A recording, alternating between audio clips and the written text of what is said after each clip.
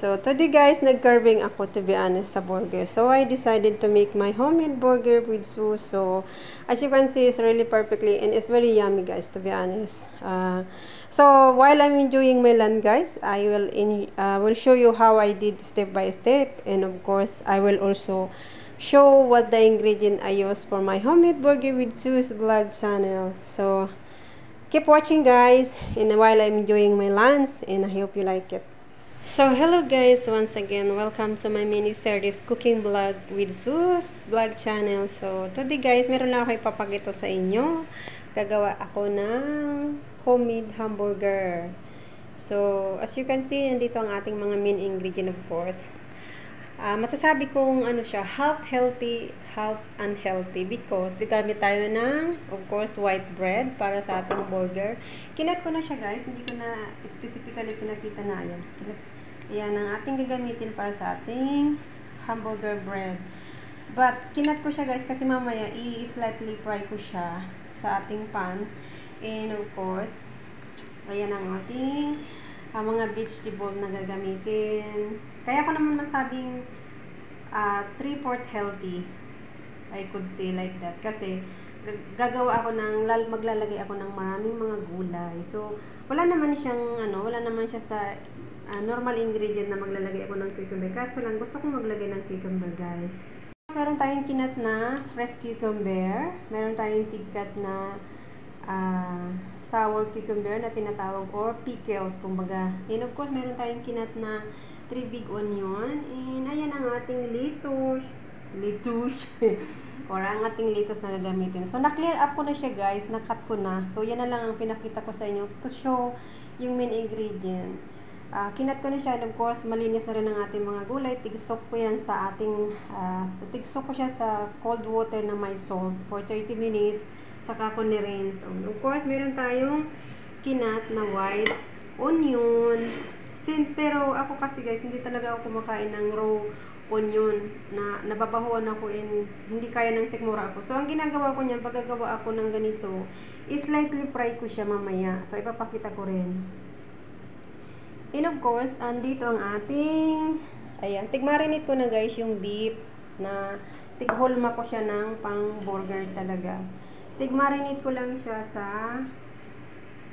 yun, of course, gagamit din tayo. So, yun lang guys ang aking tigmarinate sa ating meat. So, ayan. Homemade ko rin siya guys. Natighulma ko lang siya ng circle. Parang ganun. Para maging mukhang pang burger talaga siya. And of course, gagamit tayo guys ng, ito yung sinasabi kong 3/4 unhealthy. Kasi gagamit tayo ng sauce. Pero I think hindi naman madami ang ilalagay natin. Para mas masarap lang mamaya. So, ayan. And, ayan. Meron din tayong tig-prepare na salad. So, ayan. Mahilig talaga ako sa salad. I love it. So, hindi ko lang siya nilagyan ng salt or oil. Kasi mamaya ko na siya lalagyan. Pagkakain na lang ako sa plate. Para hindi naman ma-over na yung salad. So, kinagkat lang ako ng mahilig ako. Marinate ko lang siya guys sa black pepper, salt, and I have some ingredient. Both side. So, ayan lang ang pinaka ko dyan. Ito yung ginamit kong pang marinate sa ating meat. Ayan. Masarap kasi talaga siya. So, ayan lang yung tigamit kong pang marinate. And of course, meron tayong black pepper. Ayan. Mayroon tayong salt. O, ayan. Sprinkle lang ko lang guys yung meat. Tig-marinate ko for at least, I think na siya. Naka-stay na siya dyan for 30 minutes. So, ayan ang ating gagamitin na meat para sa ating homemade burger. And of course, papakita ko rin sa inyo guys, meron akong ayan, lalagyan na lang natin ng salt or black pepper mamaya at saka sesame oil ang ginagamit ko dyan. Sobrang sarap.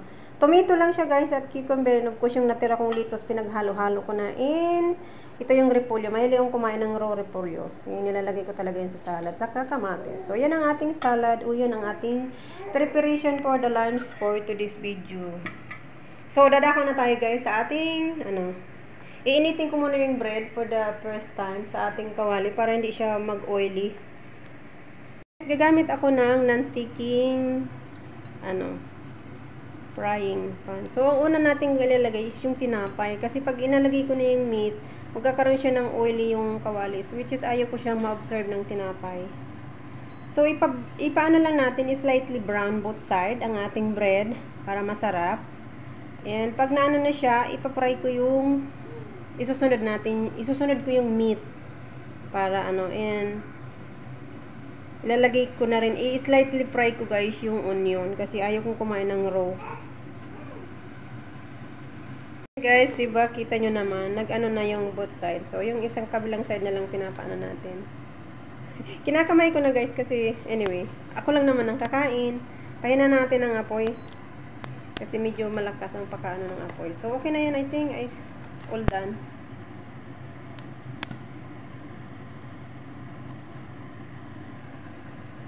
Yung kuko ko lang naman ang nilalagay. Hindi naman nabiburn yung skin ko kasi nga ang haba ng aking mga kuko guys. So, yan ang ginagamit nating ano, to be safe na hindi maburn ang ating skin. Yan, well done ang ating bread guys. Isisit aside natin yan para, yan ang ano natin, para makip warm siya. So, ilalagay ko siya mamaya. And of course, ilagay na natin ang ating meat. Hindi ako gagamit talaga guys ng oil kasi ang ating kawaling panglulutuan is non-sticky. So, lalabas yung pinaka-oil from the meat. And itatapon ko siya guys. Kasi ayaw ko yung kainin. A little bit fatty. Dali! Nandito ako guys sa aking work na. Ba-vlog.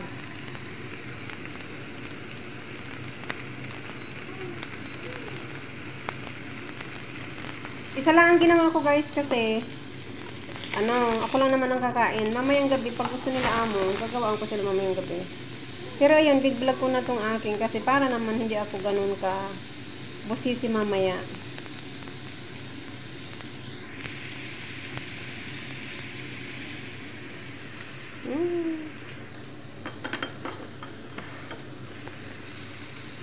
Tikman natin. Kalamsi. Pahinain ko guys kasi masyadong maano. Balik rin natin. Oh, yan. Diba? Tapos, dito na natin ilagay ang ating onion.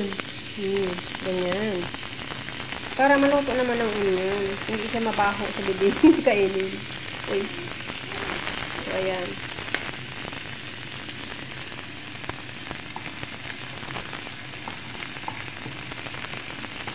I-half cook natin ang ating onion.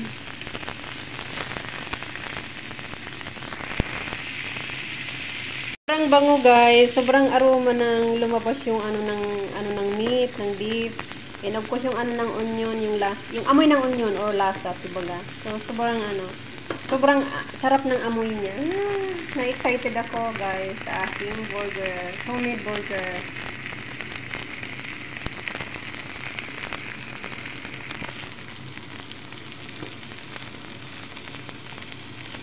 So I think okay na yung guys, yung onion. Balik rin lang natin tong isa kasi parang hindi pa siya para both side maluto naman talaga. Kaya nabroken na yung iba. Pwede na yun kasi lang yun.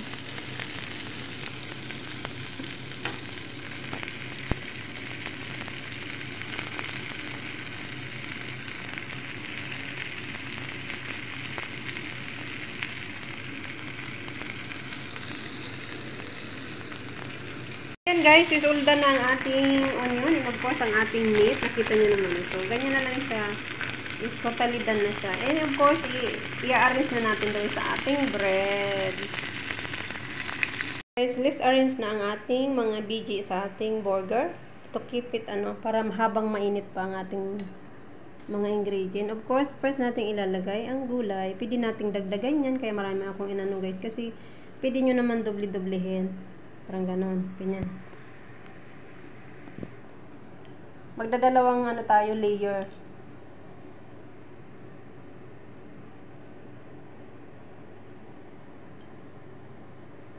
Kinamay ko na ha. Because anyway, my hand is clean. Lagyan natin ng pickles. Pangpalasa lang. Hindi ko masyado mapakita guys kasi I don't have my stand for my telephone. So, lalagyan ko siya ng counting sauce dyan. And isusunod natin yung next layer guys. So, just 1 second ha. 1 second guys, I really forgot about the cheese. So, ayan, nilagyan ko na siya guys ng counting sauce on the top. And, ini-next nating layer is lalagyan ulit natin ng BG. And of course, lalagyan natin ng cheeseburger. So, ayun. Nakalimutan kong ipakita kanina yung cheeseburger. So, it's just, I suddenly remember when, nag-open ako ng fridge. So, just 1 second. So, ayan guys. Inilagay na natin ang ating cheese sa ibabaw. And of course, huwag natin kalimutang ilagay ang ating meat sa pinakatap.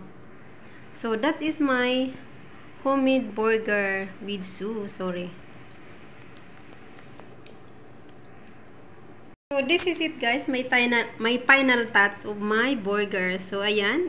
I-cover up ko na lang yung isang side ng ating bread para mamaya pagkain natin is talagang ma-enjoy natin. And of course, ayan. Nag-prepare na rin ako ng salad guys sa aking plate kasi after ko magkain ng burger, kakain din ako ng salad. Yan, hindi mawawala sa ating preparation. So, once again, thank you for watching guys. Thank you for keep supporting Sue's Vlog channel. I hope you enjoy watching of my homemade burger. Napabaliktad pa ang aking tinapay. Supposed to be ito yung nasa button, pero napailalim ko yung supposed to be pang sa ibabaw. So, it doesn't matter. I just really forgot it kasi hindi ko nakita yung pinakatap niya. So, ayan, I enjoy my lunch guys. Of course, thank you. And actually, masasabi ko din namang healthy siya. Yung bread lang talagang hindi kasi, sabi ko nga kay Amo, next time pag nagbili kayo is, ang bilhin natin yung brown bread. So, ayun. Kaya, masasabi kong, 3/4 hindi healthy. Pero, at the same time, healthy pa rin kasi nga, hindi ako gumamit ng oil para iluto natin ang ating beef. So, gumamit ako ng non-sticky na hindi na tayo gagamit ng extra oil. Yan of course. So, ayan. That's all for today's video. Hindi na ako magpapakita habang ako'y kumakain para naman ma-enjoy ko ang aking lunch for today's video with Sue's Vlog channel. So, once again guys, maraming salamat for keep supporting my cooking vlog. Very simple, pero I think it's more, naman, curving. Minsan nagki-curve din tayo, especially me. Nagki-curve din ako guys sa meat. Pero at the same time, bibihira talaga akong magluto ng meat o bihira akong mag-share about meat, most fish, or ano pa man. So, mahilig talaga ako sa fish. Pero minsan, nagki-curve din ako guys, sa mga ganitong pagkain. So, instead na bibili kami sa labas, ako talaga gusto ko, kahit sabihin ko pa kaya muna, di bali magluto ako. Basta importante, alam ko yung malilinis yung mga nilalagay ko sa aking pagkain. Kasi, hindi naman sa talagang maarte ako sa pagkain guys. So, yun. Once again, maraming salamat sa everyone. To those just new on my channel, please don't forget to give thumbs up, like, subscribe, and comment. Thank you so much. I love you all. Bye-bye. Love you, guys. Love you all. Yum, yum. I will really enjoy my lunch. Bye-bye. So, I will eat na guys bago pa maging malamig ang aking pangkain. Babush! Thank you for watching. Bye-bye. From Sue's Vlog. Love you all.